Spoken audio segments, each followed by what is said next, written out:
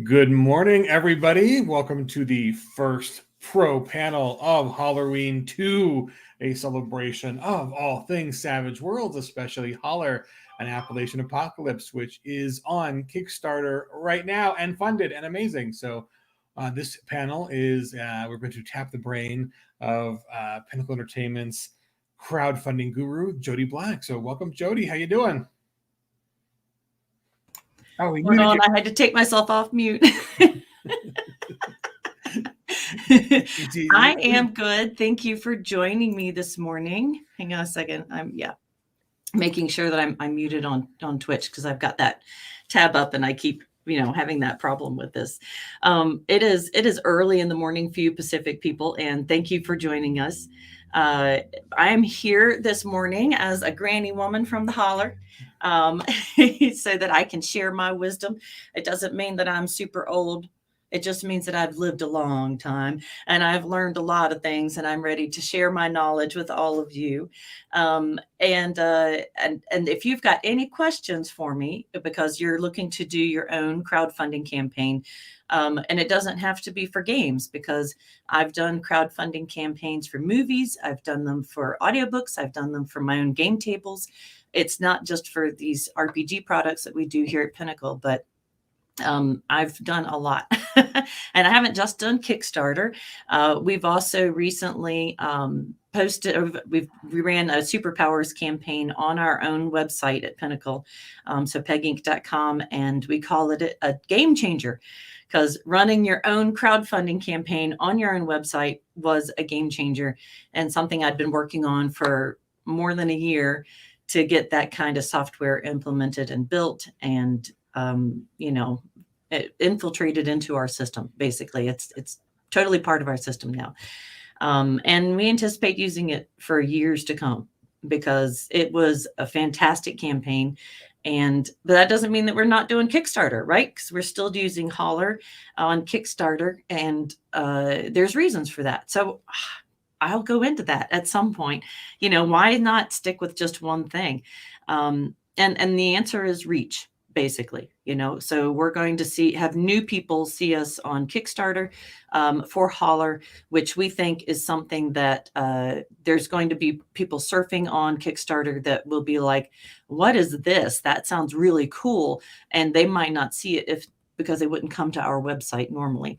So you would come to our site if you're used to learning what's new for Savage Worlds. But Holler is so much more than Savage Worlds. In fact, I saw Holler was shared on Reddit, and the very first question that was asked was, why is this for Savage Worlds? I'm like, see, we would have never found us if we did this on our own site. That's my whole reason, just exemplified right there. Woohoo.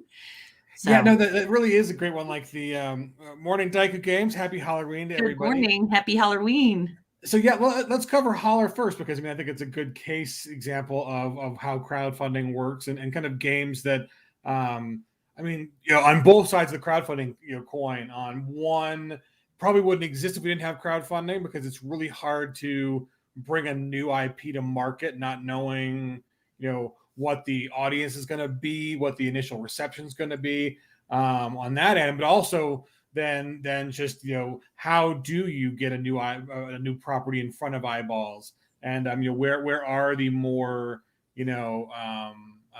general marketplaces of ideas, kind of things where you can get people to see things that might not be just your current fan base. So so for Holler, let's just say. So, what is Holler, Jodi? What's the core conceit of the game? What kind of characters do people play? And how does that work into crowdfunding? So imagine, if you will, that you're up in the mountains of Appalachia, stretching all the way from Georgia up into Pennsylvania. There's pockets of Appalachia, not just North Carolina, where I am, and where I'm familiar with the folklore, and parts of, Clint's family come from there. And I just have the greatest of respect for them. I can tell you magic genius stories, especially of his father, who came from Appalachia. And you talk about a hard scrabble life, he had it. They were eating It's a green that grows in the spring, and they always looked forward to it because it was the first spring vegetables. And you're thinking, does that still happen? And it's like, yeah, it still happens, and now he's, got a thriving business and has had one for 70 years in a furniture manufacturing. And he is known as a design genius. Like, he was the first one to put zebra heads on pillows, y'all. So, is that something that you would expect from the Holler?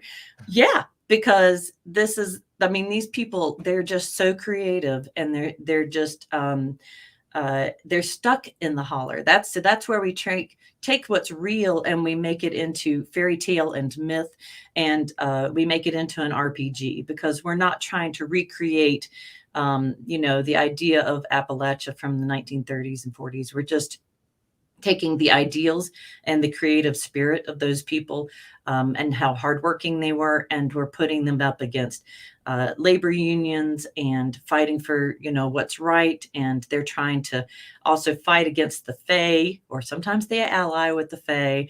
There's just all sorts of cool stuff going on in the Holler. And I love reading through the book. I can't wait for you guys to see it. And that leads me into the crowdfunding planning. Oh, check out that leather cover. I can't wait to unlock that. I know, we're so close. We're so close.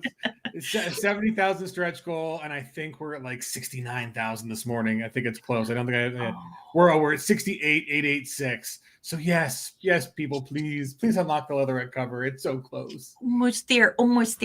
So please, if you're watching this, do me a favor, please share about the live stream, share about the Kickstarter on your social media, phone a friend, send an email, walk outside and talk to your neighbor. However it is that you want to spread news about this cool RPG, please do. Even if you think that you've already done that and you don't need to do it again, you still do, because people need to hear things a certain number of times. Borrowing. So before they'll kind of go, yeah, maybe I want to look into that. That's marketing 101. So please, keep sharing about it. We appreciate every single time you do, even if it's not your thing and you're not going to get into it yourself, but you think other people might. We appreciate you sharing. So, because this is something very near and dear to our hearts. This is why we are taking this on as our next setting for Savage Worlds, from Pinnacle and Oddbard Games. And yeah, that's kind of a licensee official Savage Worlds mashup. We've done it before. We might do it again. So anyway, so let's talk crowdfunding. So when we are looking for something that you want to do on a crowdfunding, and there's different platforms and different reasons to use them, you need to have it as close to done as possible. And some people will think, okay, I need to crowdfund something, so I'm going to go ahead and ask people for the money to help me work on that thing. You can't do that, people.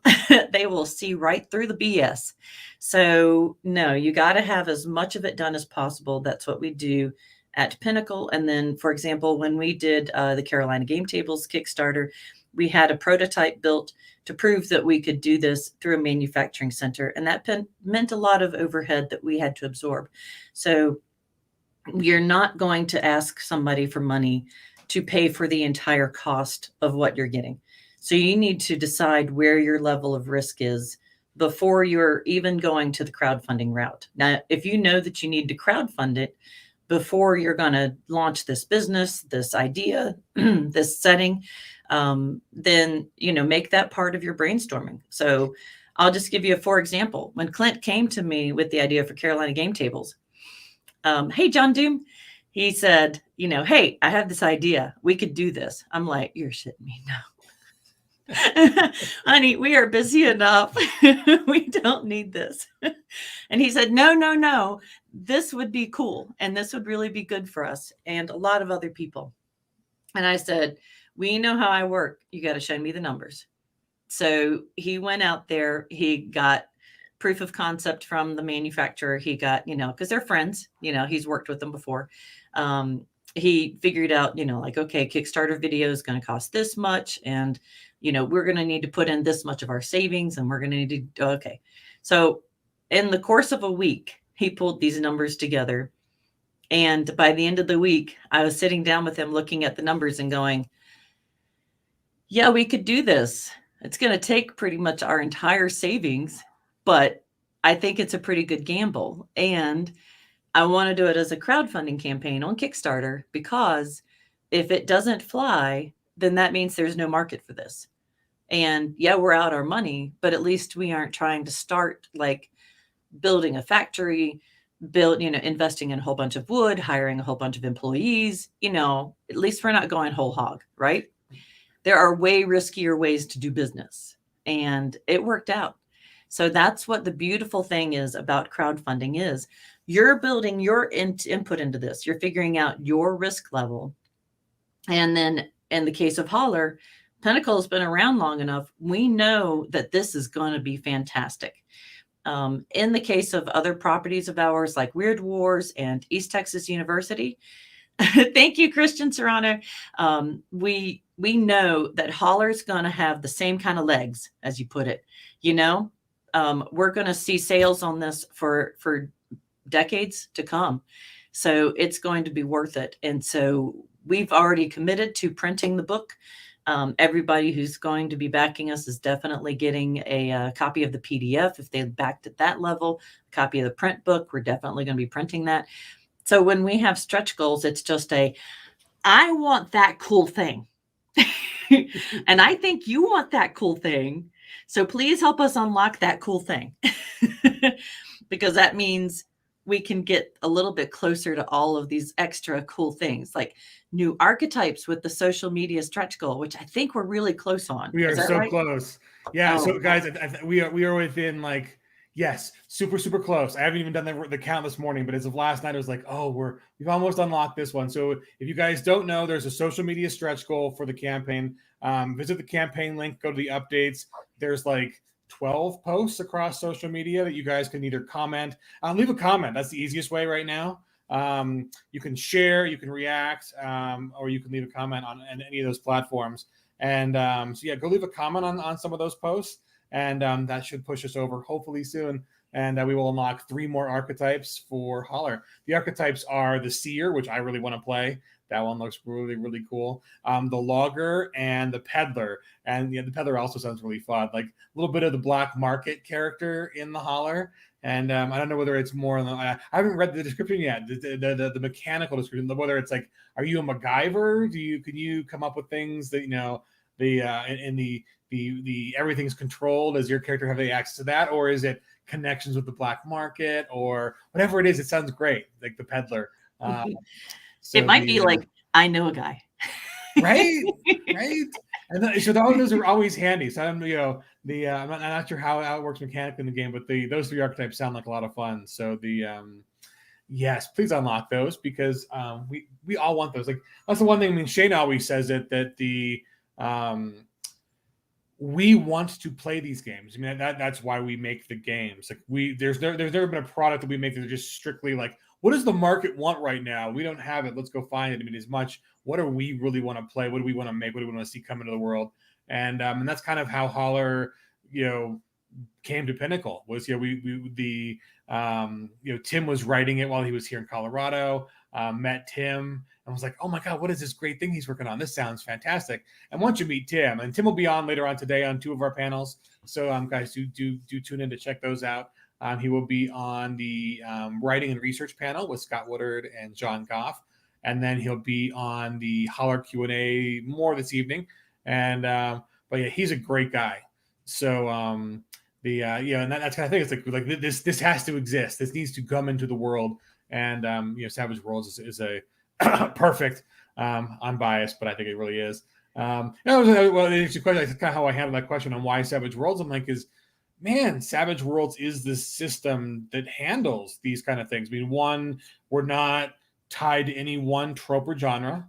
We have the ability to be modular, to be adaptive, and if you want to combine alt history and fantastical elements with the ability to just really give a diversity of play styles and of character types and of of challenges you throw at people, I think Savage Worlds is where you go. It's great. Anyways, let's get back to your questions. Here's a really important one on crowdfunding. Jodi, how do you feel yourself in the morning? Coffee or tea? Coffee black. I mean, since high school, I've been drinking it black. And if I want to treat myself in the afternoon, I might put creamer in there. But no, that's like, I need something sweet to like keep going. And I don't want to like have like a whole, like, I don't know, candy bar or something. It's like, no, I'll have another cup of coffee and I might put a little dash of creamer in there. That'll be my sweetness. But no, I drink it black. I mean, it is your name. I know, right? And then I meet Clint. Clint Cafe Olay. Yeah. I'll have some coffee with my cream and sugar. That's how I take mine. Oh, but I guess I should qualify though for Jim. So when I do a concert, I have to go to decaf if I'm going to hit the really, really high notes, because it just works out better for my vocal cords. So I'll do a detox and then I shift to tea, and I'll do like caffeinated tea and then decaf tea. And I don't put any sweetener in it again because it's more like coffee that way. So I do tea those weeks when I'm detoxing and being able to wake up on the day of a concert without a caffeine headache. But no, it's every day. Otherwise it's coffee. That is how I wake up. And yeah. I mean, some people need their caffeine like from a soda. That works too, but I'd rather just get it from my coffee. So yeah. So let's see. Any questions for crowdfunding yet, Chris? Yes. If not, I can. Christian. Okay. Christian's doing some great ones. Let's see. So yes, it is about the extra stuff. That's actually a good strategy. So do you want to explain like why do stretch goals and what's the theory behind them? How do we pace those? How do you know which ones to do? Are they talk a little bit about stretch goals and on the extra stuff that really makes a difference on a crowdfunded campaign versus just trying to bring something to market. Okay, well, so first of all, I don't think that everybody needs stretch goals, and we certainly have done crowdfunding campaigns with no stretch goals. If you have a product, and especially if it's something that you're trying to make sure that you have, if you've got a very narrow budget, I wouldn't chase the stretch goals, because that is where people who are not as experienced in crowdfunding will get over their heads on promising and then not being able to deliver on those stretch goals. So you do have to watch your budget, and sometimes it's better to plan all of your stretch goals in advance. If we do stretch goals, we try to plan most of them in advance, but I will go ahead and tell you right now that there are times that we just kind of go, oh, but what if we did this? Yeah, I really like that. I want that. Yeah, we're doing that, so I can't say that we are quite that committed to just only the ones that we've agreed upon before we started. No, we're not good about that. So well, and we thought we were great for Holler. I mean, we had a whole spreadsheet and we looked at it and like the numbers are actually really good. And then right after we posted one, we're like, Shane's like, hey, should we do a limited edition cover? Yeah, we were like, yes, why did we think of this? Why was this not on our radar? Oh, we just announced a big one. Oh. Yeah. And we were like, well, yeah, if we can do that sounds cool. So, and again, when you make your stretch goal, don't just announce it willy-nilly. You're not just going to like throw that out on Twitter as like, hey, what if we did this? If you announce it, you need to commit to it, because as soon as you say it's a thing, people expect you to deliver on that. So don't be brainstorming with your people in public. It just doesn't work that way. But behind the scenes, when we said, okay, limited edition, how are we going to be able to afford that? We've got to get our quotes. We've got to get our packaging figured out, because that means that particular reward level is now going to cost more to ship. Shipping is incredibly hard to go with right now. I mean, just you're estimating right now. That's basically my job here at Pinnacle, one of them anyways, but I think it's the main one these days, trying to figure out what the shipping is going to cost 6 months in advance, and shipping costs keep going up and up and up. So so you have to figure out, well, what does this mean for our shipping costs? What does that mean per backer? What does that mean for our overall clearance, per pledge. So you have to put those things in numbers and crunch the numbers. You have to do that before you can commit to it. But at the end of the day, the rule of cool just kind of applies. And if you're excited about it, then hopefully your supporters are going to be excited about it. So where can ACEs go to learn more about estimating costs and funding goals? The internet. I'm sorry. There's that's such a nebulous way to put it, Christian, but I did all of my research on, so for example, for shipping. My degree's in biology. I'm not a logistics expert by any, by any stretch of the imagination.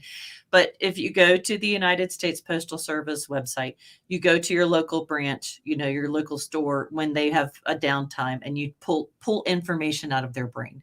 Same thing for FedEx, same thing for UPS, same thing for DHL, which does not work here in the United States like it does worldwide. I'm sorry, international friends, which is, we just can't work with them.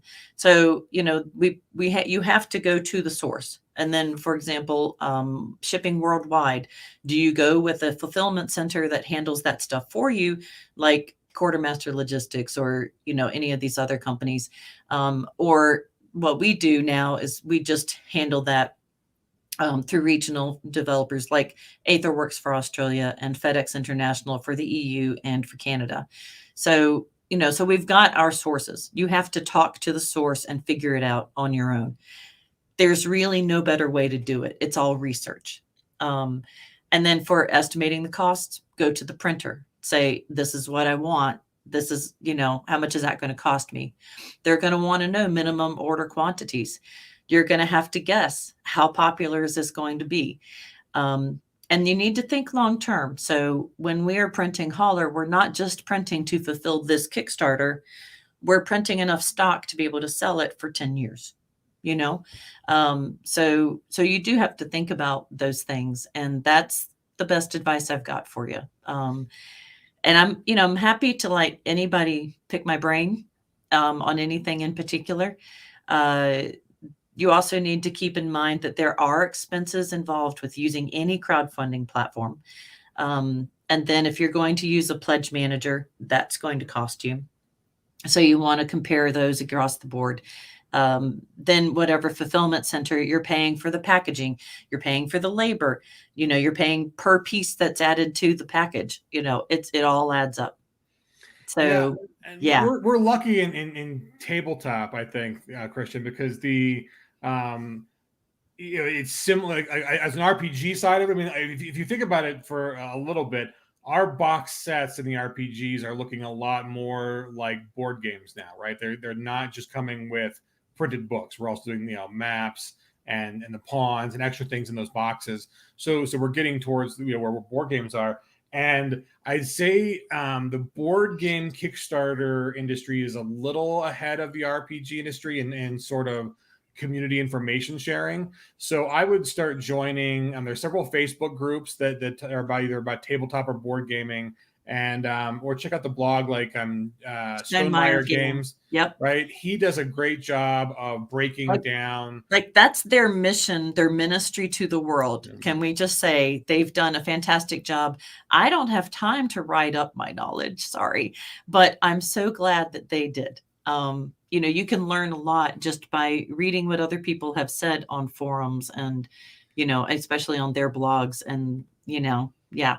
Oh, and I see here Christian's also asked about funding goals. So that's an entirely different story. Obviously, I've said, you're not going to ask for the total amount of what you need because you're looking for that happy medium. If the total budget is up here, there we go. The total budget is up here. You're paying for this much. So you're actually only asking for this much. So now you're looking to fundraise this much. Okay. Half of that maybe. So your funding goal is also kind of set on how much of this much do you want to achieve on the first day? Because that little piece that you've got left, that's going to be your benchmark that people see for the length of the campaign. So there's different ways to go about it. If you have met that funding goal, remember you're committed to it. You're going to have to pay for all of that, even if you only made this much. So if you've got the risk or if you've got the capital to be able to handle this and you only made this much on it, you're doing that. But if you can't handle that kind of risk, then maybe you do need to have your funding goal set this high so that you can go twice as high, if that makes sense. So you do have to, consider your level of risk and then consider your funding goal. But in an ideal world, you've got a kind of low funding goal so that you can hit it the first day. That's just how the Kickstarter algorithm works. It's how pretty much all the crowdfunding algorithms work. And people get excited when they hit that funding goal. So it's not that it's the top of it's not that it's not an important number. It is, because we look at that number as how excited are people for this product. That's when we celebrate. Trust me, when we click the okay launch, and it's kind of like, okay, we're all in our meeting and we're like, okay, whose turn is it to actually click the button to launch? No, not me. And then we do launch, and we are kind of sitting back here like chewing our fingernails a little bit, because we're like, are we going to make it? Are we going to make it? You would think that at this point we're just like cocky or something. And I'm telling you, we're not. We are not. We are nervous like anybody else who ever launches a crowdfunding campaign. Oh, and it's crazy. I mean, even right this last year, we've had campaigns that are probably 10 times difference in scale, right? And it's the same for all of them. I mean, you're just like, you don't know, trying to figure out, like, excuse me, beforehand where your numbers are going to go. You just, you can make a good guess, but that first day, and then the just the internet, like, on Holler, we hit go and we're waiting and just Kickstarter didn't refresh for like 2 minutes, and we had orders coming in. We went back and checked, and she didn't show. I'm like, is the campaign live? Is it live? And then, like, boom, finally they show up, and I was like, oh, thank God, like, we didn't screw something up. But no, it is very exciting. And I did want to share, Christian, with the this kind of leads into the next question actually pretty well, is that Jodi mentioned going to the printers and actually seeing. So one of the really good resources out there, that in the year before COVID, as an ace, I was doing the circuit at places like Gen Con. They'll do the like, there's a Envoy does a room where they do like emerging gamers design room, and they'll have in that room, they'll have a bunch of designers who have their games in playtesting and in various stages of development. But they also bring in industry folks. And it is a little more board game focused than it is just printing for RPGs, but very similar concept. And it's a great way to get names and contact info of people you can request quotes from. So they'll bring in, like, for board games, and this works as well for RPGs if you're doing a little more of the, not just printing, but they do printing. But we have more options in printing if you're not worried about extras like doing, like, dice and pawns and everything like that, or box sets, but like long pack games and panda games, and those are the game crafters there if you want to make stuff domestically first, but they're a little more pricey if you're going to go into production with them. But getting a list of the either from other agencies or publishers on who is their actual printer.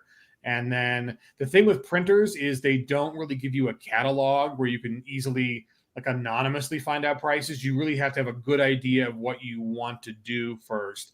And then so you send them those quotes. And so even just asking, I mean, feel free to ask us, like, how do you send in a quote to a printer? And what information do you include? Because it's a lot of printing jargon and stuff that you wouldn't have guessed. Like, you have to tell them, what printing process you want, what paper quality and thickness on the end papers and on the interior and on the cover, your dimensions and how many pages you're going to have. So you need to be far enough along in the project where you have a good idea of this. You can ask, like, hey, what if we do 192 pages or 200x pages? Like, that's usually a reasonable thing. But if, asking a bunch of questions, what the printing company will do is they'll give you back a quote that is a certain timeline that they will honor those prices and those, the layout choices. And all of that changes. Like, over the last year, our paper costs have changed crazily. So those are things that they have a time on them. So be sure to get those quotes, when you're nearing being ready. And I think that kind of goes back into Jodi's previous answer on when's the right time to, go to the crowdfunding. And I just say, like, try to avoid mistakes, or like, I mean, obviously, like, shooting for the stars and preparing for success is important, but avoiding failure is pretty important.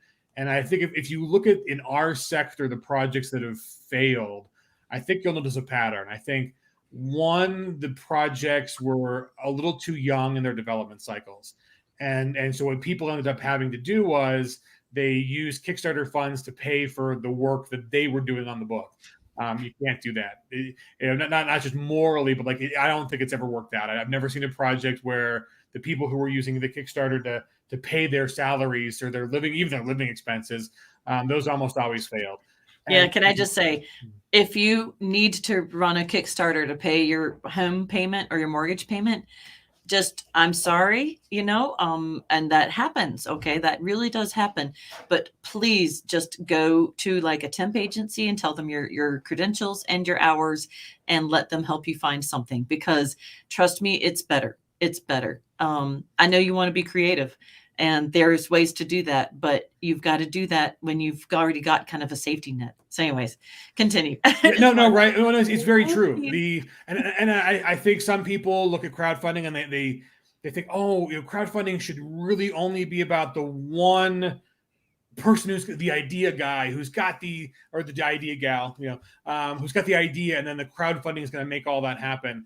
And it sounds like a great fairy tale, and it really is kind of a fairy tale. I don't see projects where someone's got just a good idea and they have zero business, zero art, zero production, and then don't even really know the timelines. I've never seen those projects ever actually ship. And so those kind of become the heartbreak projects. And, no one wants that, right? I know fellow creators who, they had like, random life and health issues happen, mid-campaign or mid-fulfillment. And they just feel awful about the small amount of money they made on Kickstarter, but weren't able to fulfill, or they had to fulfill years later. And that, don't do that to yourself. Don't. It's not worth your mental health, honestly. It really isn't, right? It just isn't. And I do want to talk about, what do you do when your Kickstarter is not doing well, or your crowdfunding campaign? But I want to answer the question on the screen. So how do you know when you're ready for a print version and all the extra risk that comes along with that? Excellent question. Should you just do digital and build an audience first? Yes, absolutely. And that is one reason why we started the swag program, Savage Worlds Adventurers Guild at DriveThruRPG, because we've had a bunch of people come to us and say, I have this really cool idea and I want to learn how to get this published. So we think it's a great idea too, but sometimes you need to go through the process of learning how to do your own layout, sourcing your art. There's steps involved in becoming a game publisher, wherever you came from in life and in business. There's not everybody has all the skills involved to get to that point, and whether or not you're going to hire a team to help you with that. Not everybody has the kind of capital to throw at that. So start small, put it on swag, see what kind of reaction you get, tease your idea as you grow. Then make it bigger, put it out on DriveThruRPG with the print on demand version, option. See how many people go for that. Then when you've kind of started building your audience, DriveThruRPG actually has a really cool way of helping you promote your Kickstarter. As long as you are using them to help fulfill your rewards, like we do for PDF. You get a copy of the PDF, not only from Pinnacle Entertainment Group, but also from DriveThruRPG. We cannot offer that to any other people. Like if you just buy a PDF from us at Peg Inc., we cannot then turn around and give you a copy at DriveThruRPG. Not yet, anyways. We're trying, anyways. It's hard to get those two systems to talk to each other. But because when we do our crowdfunding campaigns, we're basically getting this batch, bunch of emails that we can then go to DriveThruRPG and batch upload and gift all of those PDFs.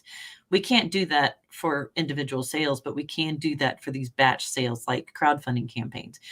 So we always put their logo on every single thing we do, saying you're going to get a copy of the PDF at DriveThruRPG, And then we say, hey, Drive Through RPG, will you email all of our customers, everybody who's ever received a copy of one of our products, and let them know about this cool project we're doing? And they go, yes. And it's one of the best ways that you can market your crowdfunding campaign. So I absolutely suggest that you do it that way. Go digital, start small, build your audience, do it intentionally. Don't overlook having a newsletter. I know newsletters are kind of tough to do. You're already writing all this campaign material. Why would you bother doing a newsletter? It's worth it. People want to know what you're up to, let them know what's going on, what's new, what's cool, what's caught your eye, just how are things going for you. Just keep in touch, even if it's once a month, but do a newsletter, ask people to subscribe to that. That's another way that you can market your crowdfunding campaign. So yeah, there's a lot of stuff that happens to your campaign to help you be successful before the campaign. But unless we have any other questions, I did want to talk about what to do when it's not a successful campaign, because that happens. Oh, I got one more comment. It was that's Sure. that's a big one for Daiku. On if you're in the RPG sector, I think, and this was true before COVID. I haven't rerun the numbers and figured out what's going on in the world after COVID. But before COVID, when things were a little bit better, sorry to say, my impression, that's the right word. See, I'm not a coffee or a tea person, so I just don't have a brain that functions this early. My impression as an ACE publisher was knowing when to go print versus staying digital was 1,000 published books. And that doesn't mean that your Kickstarter has to get 1,000 backers. It means that you need your Kickstarter and your own funds to be able to afford a print run of 1,000 books. And the reason that number is that was the first significant price break almost all publishers would give you on the per book cost of your printing. And so in general, it looked to me like if you were willing to get like in the 500, if you thought you were going to get 500 backers for your book, your print book, and the numbers work that the money you'd raise between yourself and your Kickstarter would pay for the print run of 1,000, the margins on the book would be correct for you to be able to make the effort paying for it correctly. So like you wouldn't be throwing away more money and end up in more debt. When it was 1,000, and that's a tough goal. It's a tough goal from a first time. If you're a first timer, you might want to look like, for something where, you come up with an idea and you pitch it to an established publisher, because they're also bringing their audience as well. So that's an idea too, is if you want to go into your own publishing now, and that's kind of part of this, and then what the crowdfunding is, I think that 1,000 is kind of the goal for what you want to print. And so that also means that, developing that email list early, so that, again, I'd also say 1,000. You should probably have 1,000 people on your email list at least. So when you can send them an email saying we're launching tomorrow or we just launched, your 3 to 5% response rate is going to get you a significant number of people who will be first day backers. And because yes, Kickstarter will bring eyes to your project, but you also have to bring eyes to Kickstarter. It's this weird two-way kind of cycle. You got to like prime the pump, so to speak. So that was kind of my number before Kickstarter as a nascent publisher, and it's kind of what we hit with Buccaneer, where we got, I think, 500 and some backers, and that correctly got us the print version. But yeah, there are other options too. If you want to, sacrifice the first baby to the world of I want to get published, I want my name out there, doing the print on demand at places like Drive Through RPG, your per book margins are going to be awful. Like you're not going to make nearly as much money on the book per book if you do that. Drive Through RPG will. They kind of capture that.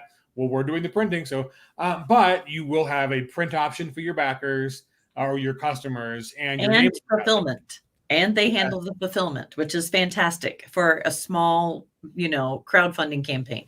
It really is just plug and play, and it's fantastic. So yeah, so that's the other side of that 1,000 coin is if you want to do this yourself, do you have the garage space to store the extra 400 books that you're going to then sell over the next couple of years at conventions and as you continue to build your nascent publishing company. If you don't want to play that game and do that game, you need to bring more money to start with. You need to bring more of your own money to do the printing, but allowing Drive-Thru RPG to handle, hey, great, I'll just take my royalty on every book as the publisher, and they will handle the printing and the shipping, and I don't have to worry about that. That might be worth it for you. So that is that double-edged sword when you are at that startup phase or a very small publisher phase, is deciding just how much you really want to do.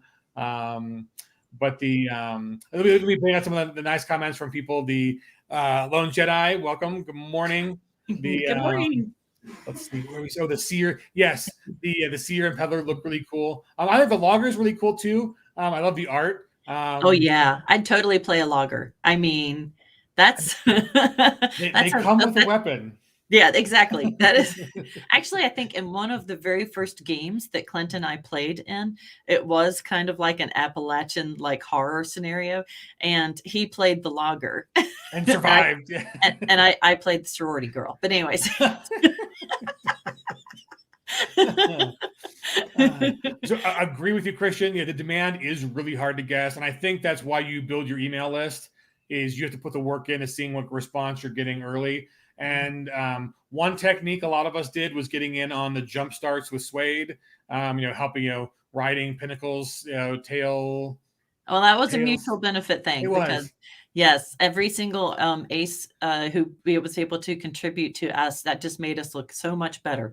It's a look at all the amazing stuff that you can play with Savage World. So we were more than happy to do that. And yes, it did get you guys in front of the eyes of people who were Savage World's fans. So I think that was definitely mutually beneficial.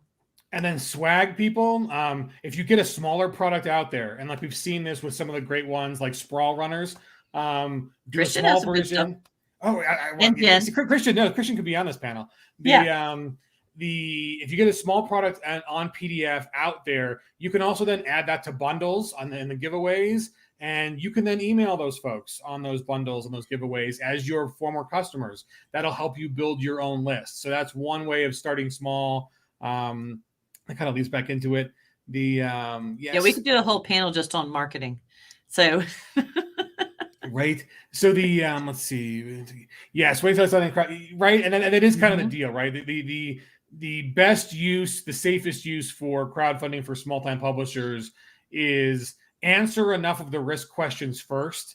Like the big risk question is, will this book even exist, right? Is it vaporware, or is it just an idea, or is it in a book? The further along you can get to, it is a book. Like if you have a manuscript done, even if it needs editing, we didn't even get close to touching crowdfunding for Buccaneer until we had 200 some pages in the manuscript. It had to be a book. It had to be something we could give to an editor and pay them and say, this is worth your time versus, we've done 50%, but there's another 50% coming. Once you enter crowdfunding phase, your hours for creative phasing, no, you need to get the creative really, really done. So that's a good thing. And then your creative during crowdfunding is how many ways you can promote yourself. So you can't, honestly, you cannot be shy or just kick that shy gene to the back of your head. So okay. Oh, this is great. Thank you, Dinner and a Game. Exactly. You guys have hit on so many points. So many folks want to dive into creation, but unless someone else is there supporting you in all ways, it is impossible to just drop everything and become a creator. And that is a hard thing to face. And let's face it, most people in this industry are not doing this full time. And if you're just getting started, this is not something that you can drop everything and just become a creator. Even when I got started, I was still doing kind of the stay-at-home mom thing and working as an editor and helping people do fundraising on the side. So, there was, it's like, I would like to be at that meeting, but my kid is throwing up by, there's just, there's a lot of times when real life intervenes and you just can't be there. So this is not a 9-to-5er. You are on call all the time. Actually, it's a lot like being a parent now that I think about it. Oh, well. It is, right? Yep. How are your babies doing, Chris? Right. So here's one more question from Christian, and before we get to the really big topic you want to cover on the failures, is the on when you have previous purchasers and the swag thing, the how do we get those emails done, right? So like we contact the Drive Through RPG and say, hey, can we send out this email to all of our previous purchasers? So is that available to the swag people? That's a good question. I do not know the answer to that. I don't know either. We would have to talk to Drive Through, because when you are publishing on swag, it's officially published as Pinnacle, but it still has your creator name attached to it. So that's why we want to be able to see the swag products before we approve people as licensees. And then if you are a licensee, you can use swag as another way to promote your setting. But it's not really tied to your ACE, account. So that is kind of tricky. I wish that there was a way we could double up on the ownership of the product that way. But I don't think that there is, because that was just, when we were setting up swag, we were using the other guild licenses as an example, and then kind of making it our own. But I don't think that that was something that occurred to us when we set it up. So we would just have to talk to them and see what we can find out. Yeah, let's powwow on that. Sounds like a good thing to do going forward, is figure out how we can best use that tool for folks. So, and I mean, if nothing else, when we do like a recognition of top swag products or something like that, we could probably email all of our customers and just let them know about that. And then it doesn't matter, were you swag, were you ACE, or anything. It's like, nope, that's just all the Pinnacle customers. That's easier. Yes, good idea. See, look, we're making connections happen. So let's cover, Jodi, what happens with the ones that go wrong, the ones that don't fund, or worst case scenario, people put their goal unrealistically to make it happen, and it funded over the funding goal, but didn't actually pay for what it needed to pay for. So let's just say that, for example, our second Kickstarter for Carolina Game Tables was for the game cabinet, the game table cabinet, which was a really cool and innovative design where you took basically a China cabinet design and adapted it so that you could attach a game table to the front that was built out of the panels on the sides of the China cabinet. So like those sides came out and became a game table on the front of the China cabinet. I mean, I have one here in the office, and it is so freaking cool.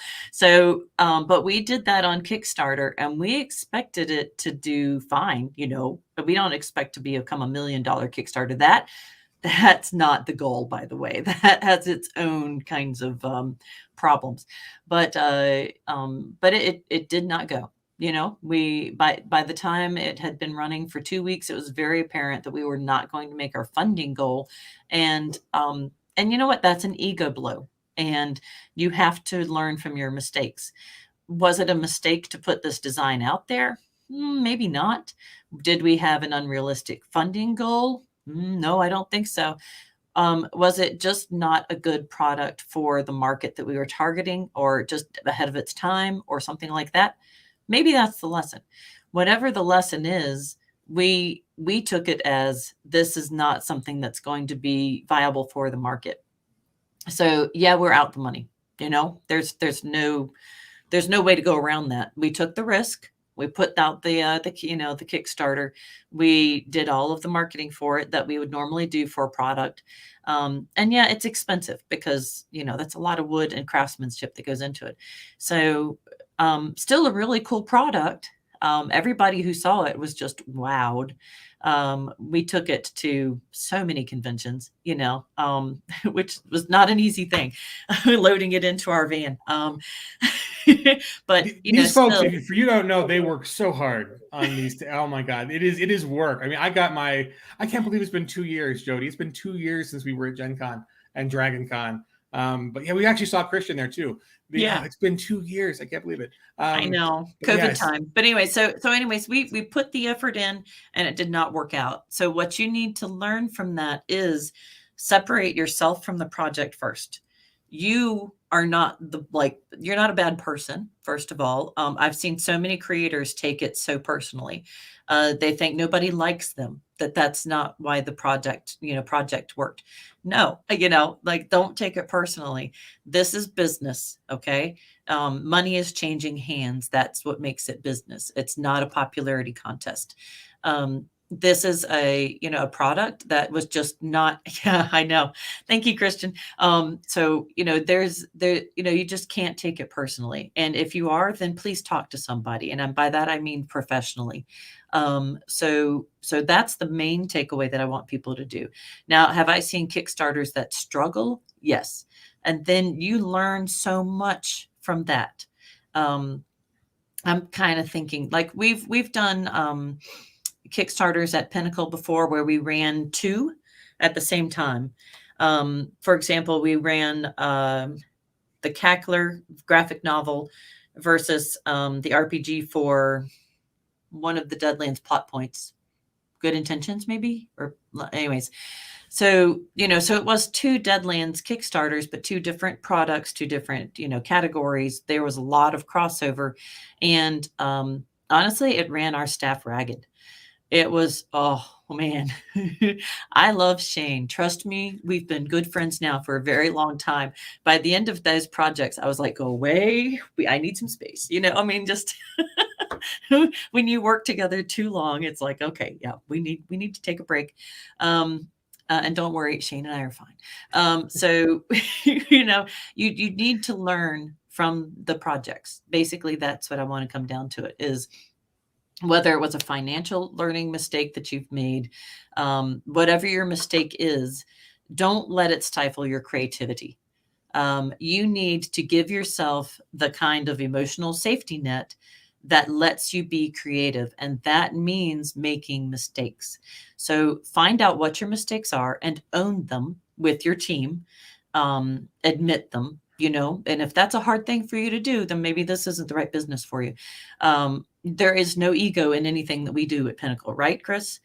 Just we put it all out there and we work as hard as we can, and you just learn from the mistakes whatever it is. Maybe it's a mistimed social media post. Maybe it's a phrase that was, improperly worded in an email or something. It makes you kind of go, by the way, like whatever the message is that maybe needs to be polished a little bit better. We work on it. That's all there is to say. And we don't want it to mean that you can't be creative. That's the most important thing that you should learn from a failed Kickstarter or one that did not meet your goal, or, the real goal is what I'm talking about. But, if it didn't do as well as you're hoping or reach as many people, or that there was a demographic you thought was going to be so into this and they're not. And you're like, but I designed it for them. You must have missed something. Maybe you should learn some more. You should play test it some more. It is okay to cancel a Kickstarter. Like you can meet your funding goal and still cancel before the end of the Kickstarter time runs out. It's not exactly a popular thing because you will make people mad. But if you say that you're doing it because, I think that we can make this better and we want to take some time to do that.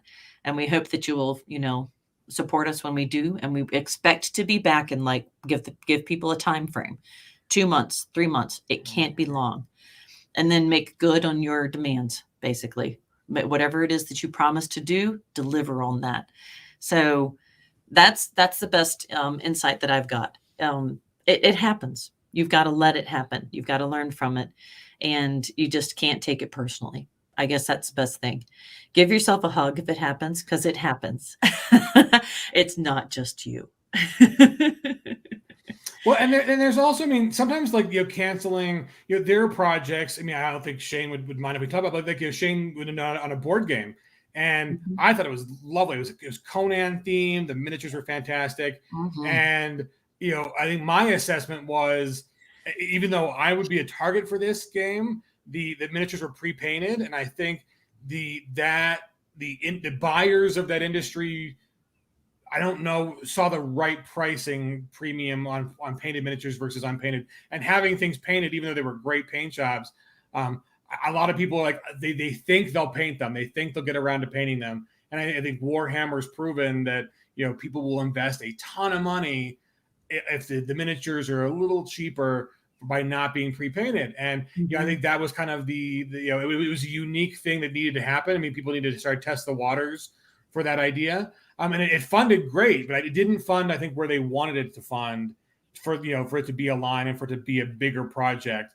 And they had the guts to pull it. And I think that's kind of the thing too, is that there is a game that's being played on where you put your funding level, right? And that we have a luxury at Pinnacle of knowing that we have the capital to print this book no matter what. And we really go into crowdfunders going, what else can we do? How can we make this better? What more can we put in a box? Can we do a box? So, the crowdfunders really are about what more we can do.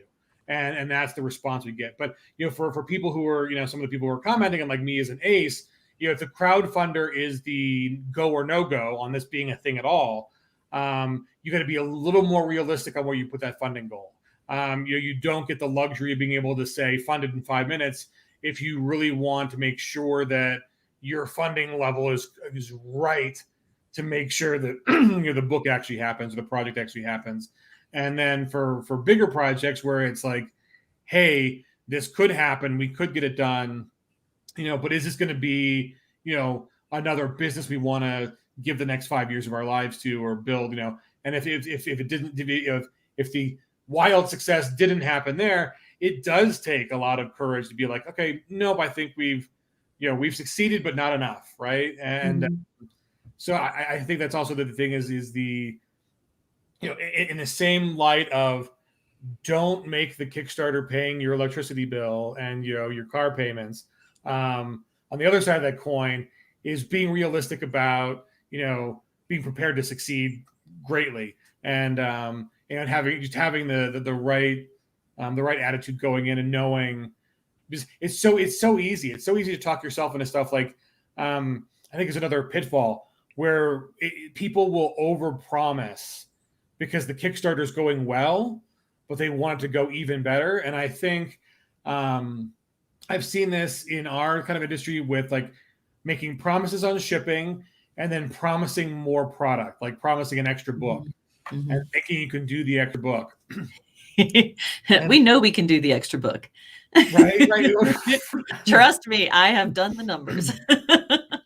Right. And but you look at stuff like the record, even the record setting. I mean, but before the last couple of years, one of the record-setting RPG Kickstarters kind of had to be rescued just because of logistics. Right. It came down to there were so many books promised, but they all couldn't be shipped at once. They had to be sequentially shipped.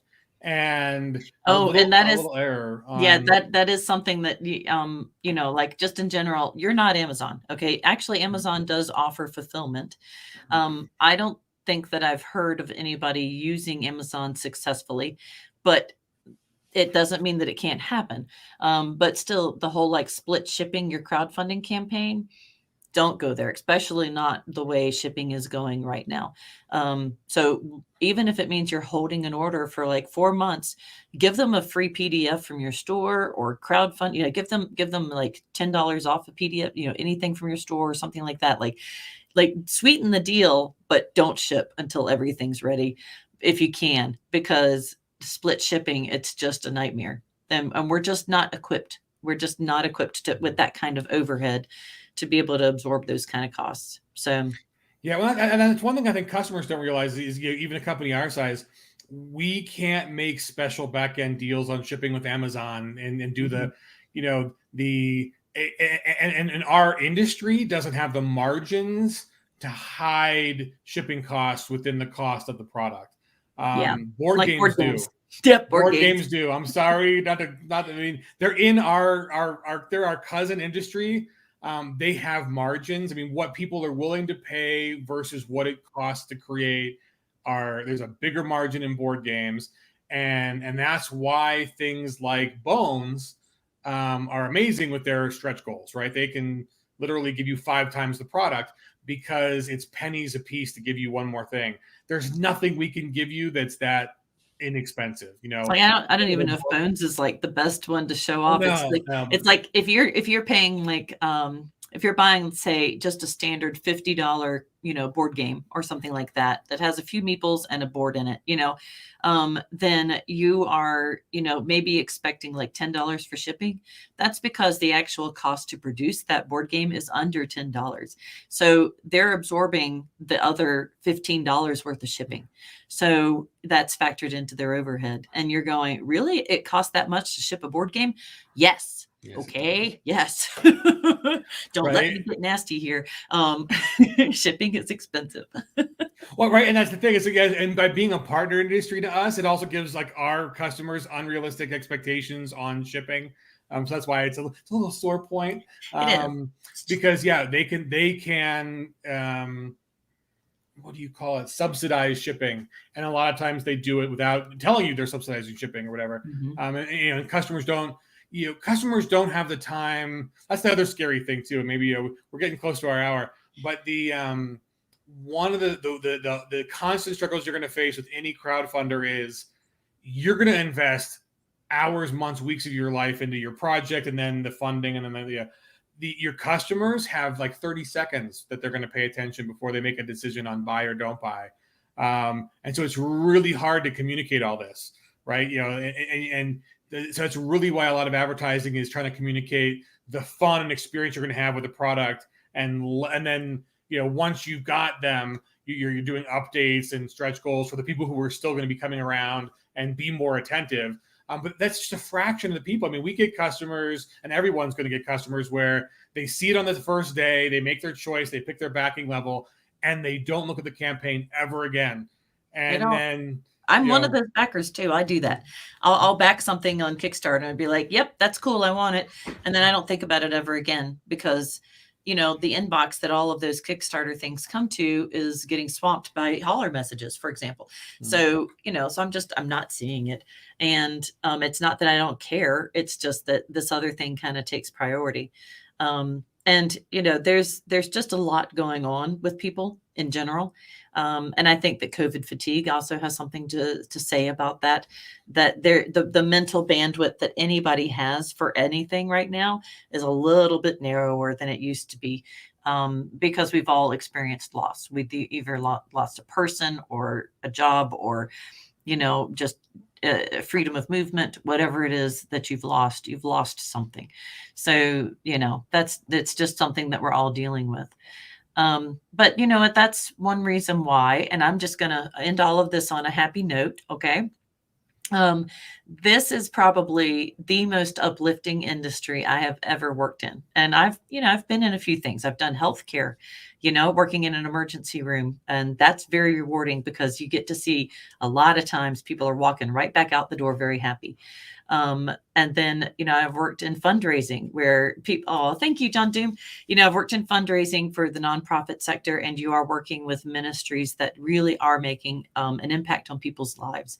And then we're working here to make RPGs. How is this beneficial? We are not curing cancer, but we are providing for better mental health, I think, for people that are going through a tough time. This is the best kind of escapism you can possibly have. We know the real world is still out there, but it's, for a few hours, I can escape that mentally, and I can be that logger, with that, badass axe, and just take out some frustration by rolling dice, saying how good I am at hitting a tree, or a bad guy, and taking out, evil. And how many times in your day are you faced with gray choices? And then in an RPG, it's so black and white and so very clear. And I think that is why so many people are drawn to this industry, and why they do look to crowdfunding, not just to support projects like Holler, but just to say, what, as a side gig, because a lot of people are doing side gigs these days. How do I get this side gig going for myself? Because I've got a really cool idea. And you know what? I bet there's a lot of people listening right now who have a really cool idea, and I can't wait to see it. I just want you to do your homework first, because I want to see you succeed. And if you have any questions, I don't mind if people pick my brain. You can actually sign up for an appointment time. on carolinagametable.com. That comes to my emails there. And I don't have like a calendar at Pinnacle, but that you can sign up for times, but you can submit an appointment request through Carolina Game Tables. And then I'm happy to meet with anybody for like half an hour and just donate my time to brainstorming about your particular project and your interests and obstacles. So if there's any way that I can help people, I'm happy to do it, because that's how we make this world better, is we keep showing the light that's in front of us to come. So yeah, guys, and reach out. I mean, we've had some great comments from folks in chat, like Dinner and a Game, who are looking to get their project started. We'd be happy to share info and or just share the other resources, steer you guys into the Facebook groups or the Discords, where other people are talking about stuff. And and even, I mean, as my last comment is just even though we're in the RPG sphere, right, as a nascent like Ace publisher, do look to partner industries that are doing things well or are good, and get their knowledge too, because even though if it's not 100% applicable, a lot of it's really good stuff. And I know a lot of us on our first game, it's kind of the one you have to like sacrifice to the ether to get your name out there, and that's probably not going to be the one that buys your kids a college fund or whatever, unless it takes off. But then it's like round 2 or round 3 or the republish that really gets you in.